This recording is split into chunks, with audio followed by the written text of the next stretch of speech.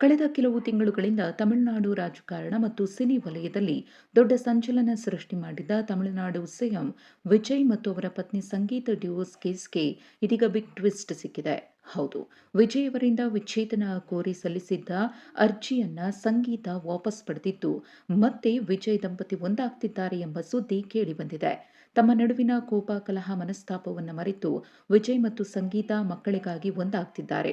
ಹಾಗಾಗಿ ತಮಿಳುನಾಡಿನ ಚೆಂಗಲ್ಪಟ್ಟು ಜಿಲ್ಲಾ ಕೌಟುಂಬಿಕ ನ್ಯಾಯಾಲಯದಲ್ಲಿದ್ದ ವಿಚ್ಛೇದನ ಅರ್ಜಿಯನ್ನು ವಾಪಸ್ ಪಡೆದಿದ್ದು, ಪ್ರಕರಣವನ್ನು ಇದೀಗ ಕೋರ್ಟ್ ಅಧಿಕೃತವಾಗಿ ವಜಾ ಮಾಡಿದೆ. ಕಳೆದ ಡಿಸೆಂಬರ್ 23ರಂದು ತಮ್ಮ 26 ವರ್ಷಗಳ ದಾಂಪತ್ಯ ಜೀವನಕ್ಕೆ ಅಂತ್ಯ ಹಾಡಲು ಸಂಗೀತ ಚೆಂಗಲ್ಪಟ್ಟು ಜಿಲ್ಲಾ ಕೌಟುಂಬಿಕ ನ್ಯಾಯಾಲಯದ ಮೆಟ್ಟಿಲೇರಿ ವಿಚ್ಛೇದನ ಕೋರಿ ಅರ್ಜಿಯನ್ನು ಸಲ್ಲಿಸಿದ್ರು.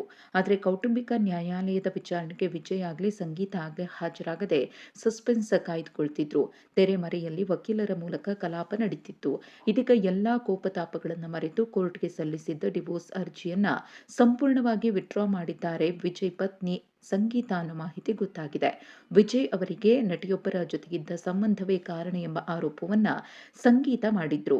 ಇದೀಗ ವಿಚ್ಛೇದನ ಅರ್ಜಿ ಹಿಂಪಡೆದಿದ್ದು, ಕೇಸ್ ವಜಾಗೊಂಡಿರುವುದರಿಂದ ಮುಖ್ಯಮಂತ್ರಿ ವಿಜಯ್ ಬಾಳಲ್ಲಿ ಮತ್ತೆ ಸಂಗೀತ ಅಂತ ಅವರ ಅಭಿಮಾನಿಗಳು ಈ ಸುದ್ದಿ ಕೇಳಿ ಫುಲ್ ಖುಷಿಯಾಗಿದ್ದಾರೆ.